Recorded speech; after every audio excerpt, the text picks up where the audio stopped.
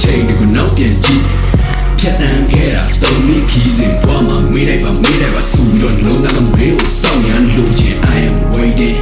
လွမ်းတဲ့နန်းတွေဘယ်မှာလဲချစ်ရစချစ်ခဲ့တာဆယ်ကျော်တဲ့ရွယ်တုံနေတာတန်ရုံးစဉ်လေးကတစိမ့်လေးပေါ့ခုံးဝေးကြားမှာရှင်တန်ဘွားလေးကပူပြီးနေတဲ့လုံးသားကပူပြီးစောက်ပြက်လောကလုံးစောက်ပြီးစိုက်တဲ့နန်းလေးကလွယ်ပြီးလွယ်ပြန်တွေ့များကရေလိုစီးတယ်ပြောနေရင်ပြောပါစီလဲငါတော့မင်းကိုပြန်ပြီး